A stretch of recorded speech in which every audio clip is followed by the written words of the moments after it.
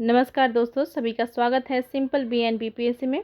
आज हम करने वाले हैं भारतीय राज्य व्यवस्था से संबंधित प्रश्नोत्तर, जो कि 41वीं BPSC से लेकर 69वीं BPSC में पूछे गए हैं। ये जो है लास्ट पार्ट है इंडियन पॉलिटी का। इससे पहले हमने ऑलरेडी 8 या 9 पार्ट्स ऑलरेडी अपलोड हो चुके हैं इससे संबंधित प्रश्नों का, और इससे ये जो है अंतिम वीडियो है भारतीय राज्य व्यवस्था का। और आप जो है उन सभी वीडियोज़ को इसी चैनल के प्लेलिस्ट में जाकर देख सकते हैं। मॉडर्न हिस्ट्री भी कवर हो गया है और इंडियन पॉलिटी भी कवर हो गया है। अभी लास्ट पार्ट के बाद पूरा हो जाएगा। और इसके पश्चात जो है हम भारत के भूगोल शुरू करने जा रहे हैं। चैनल से जुड़े रहिएगा।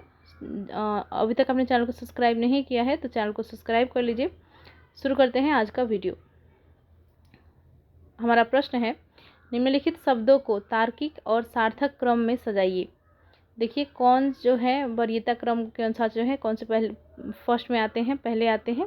आपको क्रम में सजाना है और कूट में जो है आपको आंसर करनी होगी। देखिए यहाँ पे कूट दिए गए हैं, इनमें से जो है आपको आंसर चूज करना है। तो देखिए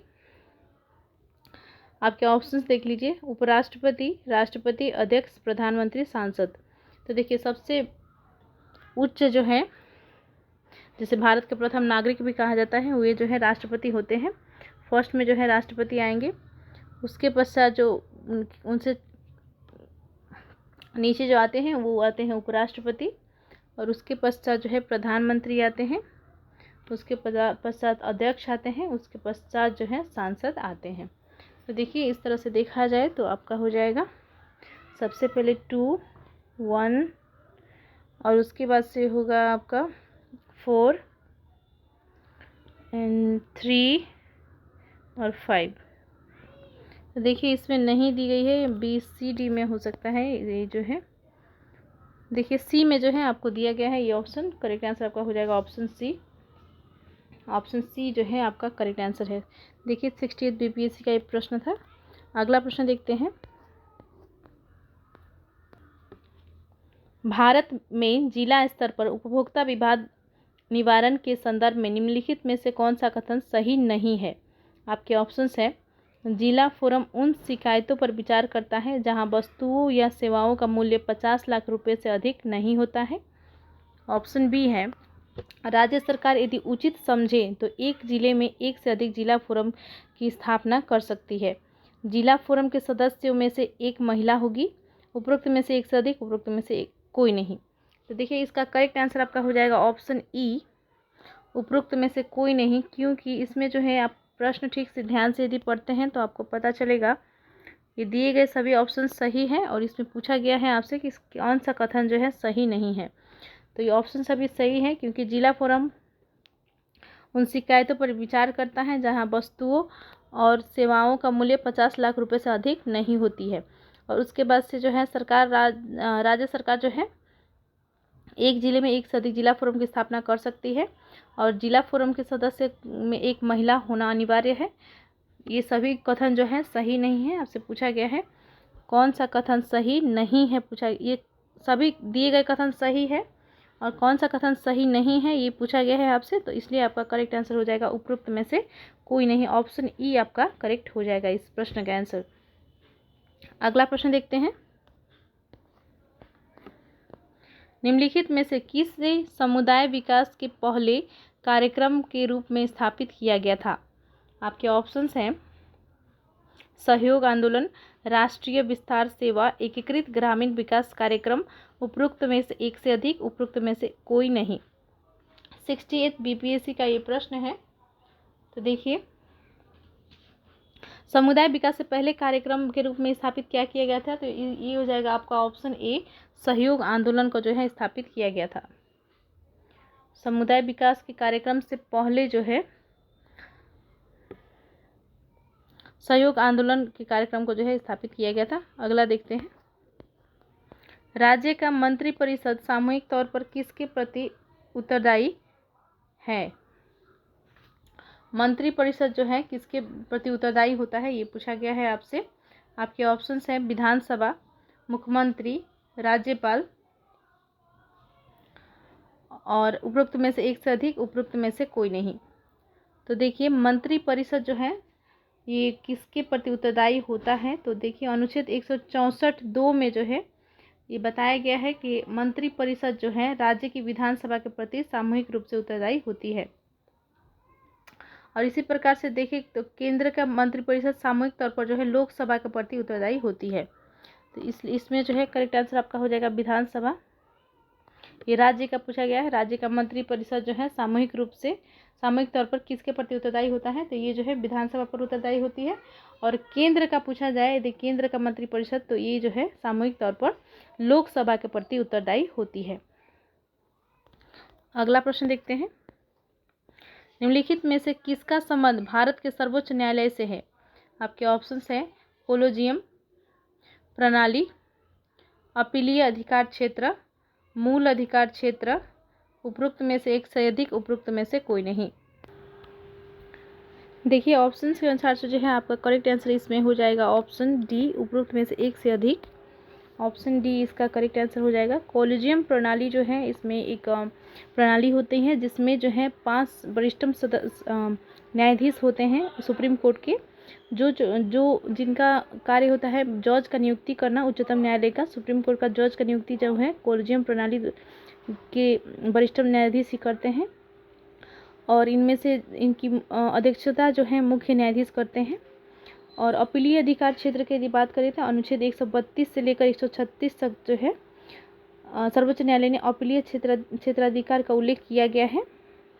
और मूल अधिकार क्षेत्र जो है अनुच्छेद 131 में वर्णित है। अनुच्छेद 131 के तहत जो है इसमें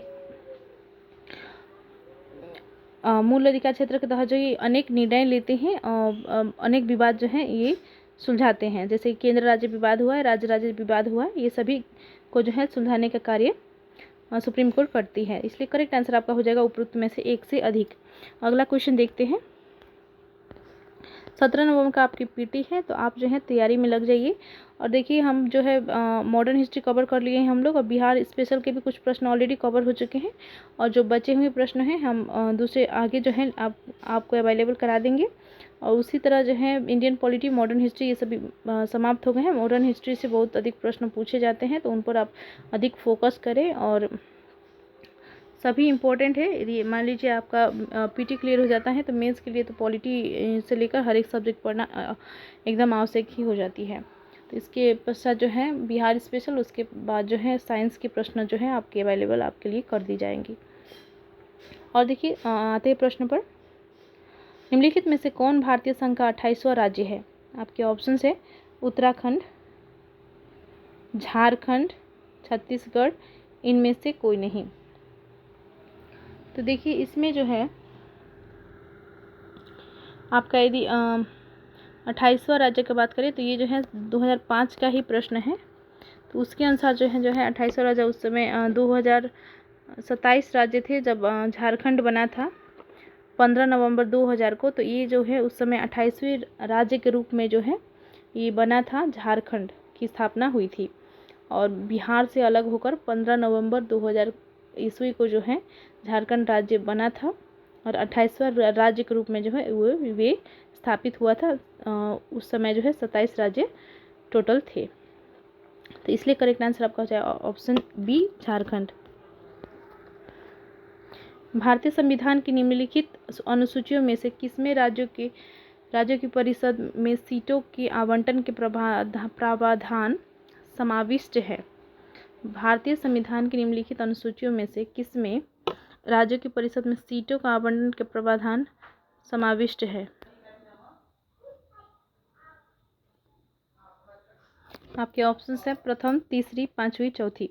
तो देखिए अनुसूचियों में जो है आपका टोटल 12 अनुसूचियां हैं वर्तमान में और 395 अनुच्छेद है। और जिसमें जो है 22 भाग है हमारे संविधान में, जिसमें से जो है इसमें पूछा गया है कि कौन सी अनुसूची में जो है राज्यों की परिषद की सीटों का आवंटन का प्रावधान दिया गया है। तो आपका चौथी अनुसूची में जो है राज्यों की परिषद की सीटों का आवंटन यानी कि राज्यसभा की सीटों का आवंटन का प्रावधान जो है इसी अनुसूची में दी गई है, यानी कि चौथी अनुसूची में दी गई है। करेक्ट आंसर आपका हो जाएगा चौथी, ऑप्शन डी करेक्ट है। नेक्स्ट प्रश्न देखते हैं। 5वीं अनुसूची किस विशिष्ट समूह के लोगों के शासन और हितों की सुरक्षा से संबंधित है। आपके ऑप्शन है भाषाई अल्पसंख्यक, अनुसूचित जाति, धार्मिक अल्पसंख्यक अनुसूचित जनजाति। देखिए पिछले पीपीएससी का ये प्रश्न है, 69 पीपीएससी में पूछा गया प्रश्न है प्री में। तो 5वीं अनुसूची, टोटल 12 अनुसूचियां हैं हमारे भारत के संविधान में। 5वीं अनुसूची में क्या उल्लेखित है ये पूछा गया आपसे। तो आपका करेक्ट आंसर हो जाएगा ये जो है अनुसूचित जनजातियों के समूह के लोगों के शासन और हितों की सुरक्षा से संबंधित है। करेक्ट आंसर आपका हो जाएगा ऑप्शन डी, अनुसूचित जनजाति। अनुसूचित जनजाति जो है 5वीं अनुसूची में इनके बारे में जो है इनकी हितों की सुरक्षा के लिए और इनके समूह के लोगों के शासन के लिए जो है उल्लेखित की गई है, इसलिए करेक्ट आंसर आपका हो जाएगा ऑप्शन डी। नेक्स्ट प्रश्न देखते हैं। भारतीय सर्वोच्च न्यायालय ने किन मुकदमे में सर्वप्रथम संविधान के मूल ढांचे का सिद्धांत दिया? आपके ऑप्शन है गोलकनाथ बनाम पंजाब राज्य, केशवानंद भारती बनाम केरल राज्य, मिनर्वा मिल्स बनाम भारतीय संघ, ए और बी दोनों। तो देखिए इसका जो है मूल ढांचे का यदि बात करें, सबसे पहले तो केशवानंद भारती बाद में जो है ये मूल ढांचे का सिद्धांत प्रतिपादित हुआ था और इसमें जो है ये कहा गया था कि इस बाद में ये बात हुई थी कि मूल ढांचे में जो है कोई भी परिवर्तन नहीं किया जा सकता। पहले संविधान ने जो है मूल ढांचे में संशोधन हो सकता है या नहीं हो सकता है इसके बारे में बात कही गई थी। तो इसमें जो है केशवानंद भारती बाद में आपके 13 जजों के बेंच बैठी थी और लेकिन केशवानंद भारती ही जीत गए थे इस बाद में, केशवानंद भारती बनाम केरल राज्य में। तो इसका करेक्ट आंसर हो जाएगा ऑप्शन बी, केशवानंद भारत बनाम केरल राज्य। 1973 में जो है ये बात हुई थी, 1973 में, और ये जो है आज तक का सबसे बड़ा बाद है जिसमें जो है 13 जजों का बेंच बैठी थी लेकिन केशवानंद भारती जो है इसमें जीत गए थे। और इसमें ये सिद्धांत दिया गया कि संविधान के मूल ढांचे में जो है कोई परिवर्तन नहीं किया जा सकता है, लेकिन इसमें जो है संशोधन के माध्यम से अन्य जो है प्रावधान जोड़े जा सकते हैं। करेक्ट आंसर हो जाएगा ऑप्शन बी। अगला प्रश्न है, यहाँ पे देखिए सूची 1 में सूचीबद्ध राजनीतिक दलों की सूची 2 में उनकी स्थापना के वर्ष के साथ सुमेलित कीजिए। देखिए आपको एक सूची 1 में राजनीतिक दल दिए गए हैं और स्थापना के वर्ष दिए गए हैं। तो यहाँ पे आप देख लीजिए, आपका भारतीय कम्युनिस्ट पार्टी, मार्क्सवादी, भारतीय communist party, Bahujan Samaj party, all India Trinamool Congress. All India Trinamool Congress ये जो है कब इस सब का स्थापना हुआ था, आपको बस मैच करना है इस प्रश्न में। तो देखिए भारतीय कम्युनिस्ट पार्टी मार्क्सवादी जो है ये इसकी स्थापना हुई थी 1964 में। हम जोड़ते जाएंगे इसको, 1964 में हुई थी। भारतीय कम्युनिस्ट पार्टी का जो है 1925 में हुई थी, भारतीय कम्युनिस्ट पार्टी 1925 में हुई थी। और बहुजन समाज पार्टी का 1984 में हुई थी, ये मायावती का पार्टी है। और ऑल इंडिया तृणमूल कांग्रेस का जो है स्थापना हुई थी 1998 में। तो इसके अनुसार जो है आप कोर्ट में सही उत्तर देख लीजिएगा क्या होगा। ये जो है आपका हो जाएगा ऑप्शन बी, आपका इसमें करेक्ट हो जाएगा। देखिए 69th बीपीएससी का ये प्रश्न है, पिछले साल ये प्रश्न पूछा गया है। ठीक है, अगला क्वेश्चन देखते हैं। किन अनुच्छेदों के अंतर्गत अध्यक्ष सदन के किसी सदस्य को उसकी मातृभाषा में बोलने की इजाज़त दे सकता है? देखिए किस अनुच्छेद में जो है उल्लेखित है कि कोई भी जो सांसद है वो जो है अपने बात रख सकते हैं लोकसभा में, यदि जो है लोकसभा में या राज्यसभा में जो है वो अपनी बात को रख सकते हैं अपनी मातृभाषा के थ्रू। तो यानी कि अपने मातृभाषा अपने भाषा में, यानी कि अपने मातृभाषा में जो है बोल सकते हैं। किस अनुच्छेद के तहत जो है इजाज़त दी जा सकती है ये पूछा गया आपसे। आपके ऑप्शन है अनुच्छेद 110(1), अनुच्छेद 122(2), अनुच्छेद 120(1), ऑप्शन डी है ए और बी दोनों। ये भी 69 बीपीएससी का क्वेश्चन है। तो देखिए इसका जो हो जाएगा आपका करेक्ट आंसर अनुच्छेद 120(1) में जो है ये उल्लेखित है। अनुच्छेद 120(1) में जो है उल्लेखित है कि कोई भी सांसद जो है सदन में अपनी मातृभाषा में बोल सकते हैं और अपनी बातों को रख सकते हैं। करेक्ट आंसर हो जाएगा ऑप्शन सी। अगला प्रश्न है, देखिए कॉलेजियम प्रणाली के बारे में निम्नलिखित कथनों पर विचार कीजिए। कॉलेजियम प्रणाली के बारे में निम्नलिखित कथनों पर विचार कीजिए। आपके ऑप्शन है, सुप्रीम कोर्ट कॉलेजियम एक 5 सदस्यीय निकाय है जिसकी अध्यक्षता भारत के मौजूदा मुख्य न्यायाधीश चीफ जस्टिस ऑफ इंडिया करते हैं और उस समय इसमें न्यायालय में कार्यरत 4 अन्य वरिष्ठ न्यायाधीश शामिल होते हैं। ऑप्शन बी है। दूसरा ऑप्शन है, संसद ने विधि द्वारा कॉलेजियम प्रणाली का आरंभ किया है। तीसरा ऑप्शन है, उच्चतम न्यायालय और उच्च न्यायालय के न्यायाधीशों की नियुक्ति कॉलेजियम प्रणाली के माध्यम से ही की जाती है। चौथा ऑप्शन है, कॉलेजियम प्रणाली की शुरुआत वर्ष 1993 में न्यायाधीश PN भगवती के ऐतिहासिक फर्स्ट जज मामले के उपलक्ष्य में की गई थी। देखिए कूट में आपको सही आंसर बताना होगा। कौन सा कथन सही है आपको ये बताना है। तो देखिए कॉलेजियम प्रणाली की यदि बात करें तो मैंने इसके बारे में पिछले क्वेश्चन में भी डिस्कस किया था, लेकिन मैं डिस्कस कर दे रही हूँ। देखिए सुप्रीम कोर्ट के कॉलेजियम एक 5 सदस्यीय निकाय होता है, ये सही है, जिसकी अध्यक्षता भारत के मौजूदा मुख्य न्यायाधीश चीफ जस्टिस ऑफ इंडिया करते हैं, ये भी सही है। और उस समय इसमें न्यायालय में कार्यरत 4 अन्य वरिष्ठ न्यायाधीश शामिल होते हैं, ये सही है। कॉलेजियम प्रणाली जो है एक ऐसा प्रणाली है जिसमें 5 सदस्य होते हैं, वरिष्ठ न्यायाधीश इसमें शामिल होते हैं और जिसमें जो है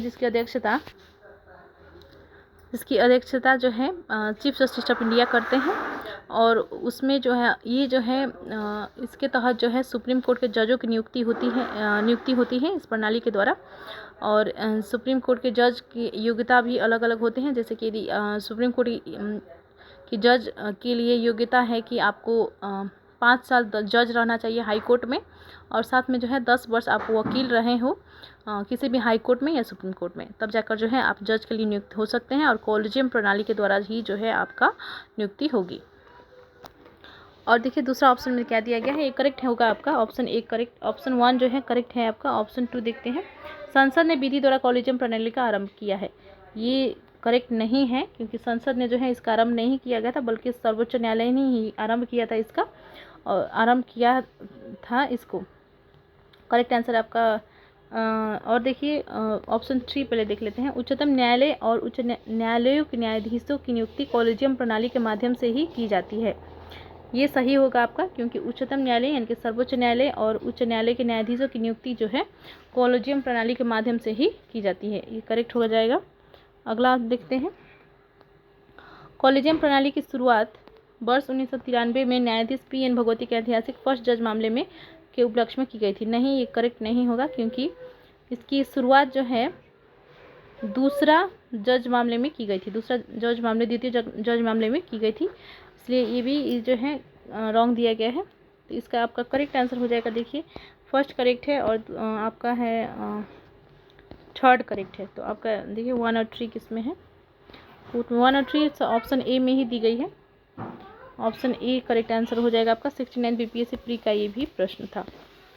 चलिए अगला प्रश्न देखते हैं, भारतीय संविधान के 42वें संशोधन के संबंध में निम्नलिखित कथनों पर विचार कीजिए। आपके ऑप्शन है, इसने प्रस्तावना में 3 शब्द जोड़े, समाजवाद, धर्मनिरपेक्ष और अखंडता। इसने संविधान में 8 मौलिक कर्तव्य जोड़े।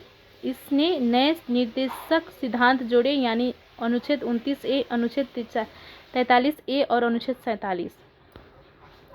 अगला ऑप्शन देखिए, चौथा ऑप्शन है आपका, इसके द्वारा राष्ट्रपति को चुनाव आयोग के परामर्श से राज्य विधानसभाओं मंडलों के सदस्यों को अयोग्य घोषित करने का अधिकार प्रदान किया गया है। आपको कूट में आंसर देना है। देखिए यहाँ पे पूछा गया है आपसे कि कौन सा कथन जो है गलत है, गलत कथन आपको बताना है। ये भी 69 BPSC का ही प्रश्न है। तो देखिए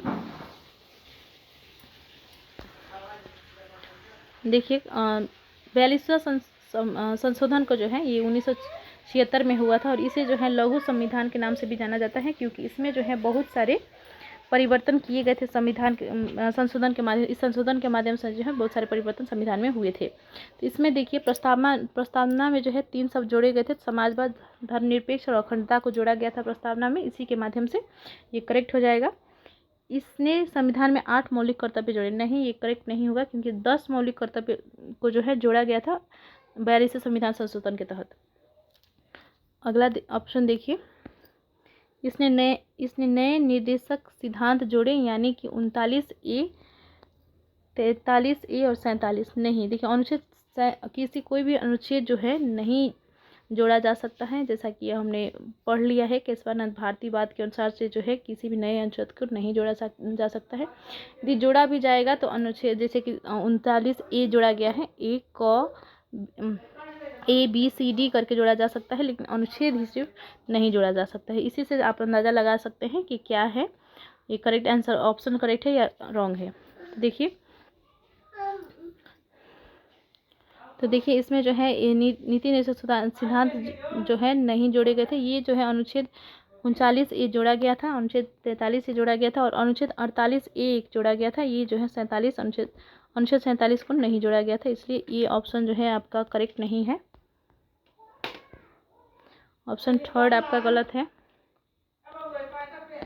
अगला ऑप्शन देखते हैं। इसके द्वारा राष्ट्रपति को चुनाव आयोग के परामर्श से राज्य विधानसभा मंडलों के सदस्यों को अयोग्य घोषित करने का अधिकार प्रदान किया गया है। ये जो है आपका सही है। इसके द्वारा जो है इस संशोधन में ये कहा गया था कि राष्ट्रपति जो है किसी भी राज्य के विधानसभा के सदस्य को जो है अयोग्य घोषित कर सकते हैं, उन्हें यह अधिकार प्रदान किया गया था इसी संशोधन के तहत। तो इसलिए जो है 1 और 4 जो है आपका सही है। फर्स्ट सही है और 4 सही। ऑप्शन ए आपका करेक्ट हो जाएगा। ऑप्शन 1 और 4 जो है करेक्ट आंसर। देखिए इसमें गलत पूछा गया है, माफ़ कीजिएगा। तो इसमें जो है आपका 2 और 3 जो है गलत है, यानी कि ऑप्शन डी आपका करेक्ट आंसर हो जाएगा इस प्रश्न का। अगला देखते हैं।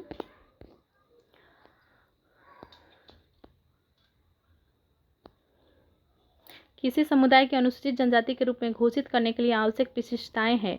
आपके ऑप्शन है आदिम लक्षणों के संकेत, विशिष्ट संस्कृति, बड़े पैमाने पर समुदाय के साथ संपर्क में शर्म, पिछड़ापन एवं भौगोलिक अलगाव। उपरोक्त में से कौन से सही है? तो देखिए कूट में जो है आपके ऑप्शंस दिए गए हैं, ये भी 69 बीपीएससी का ही प्रश्न है। तो देखिए कोई भी राज्य यदि किसी जाति को चाहता है कि अनुसूचित जनजाति के रूप में जोड़ने के लिए, तो उनमें जो है क्या क्या विशेषताएं होनी चाहिए। तो आप देख पा रहे हैं उनमें जो है आदिम लक्षणों के संकेत होने चाहिए, विशिष्ट संस्कृति होनी चाहिए, बड़े पैमाने पर समुदाय के साथ संपर्क में शर्म होने चाहिए, पिछड़ापन और भौगोलिक अलगाव भी होने चाहिए। ये सभी विशेषताएं जो है आवश्यक है अनुसूचित जनजाति के लिस्ट में आने के लिए। तो इसलिए करेक्ट आंसर आपका हो जाएगा ऑप्शन डी, उपरोक्त सभी जो है आपका करेक्ट आंसर हो जाएगा।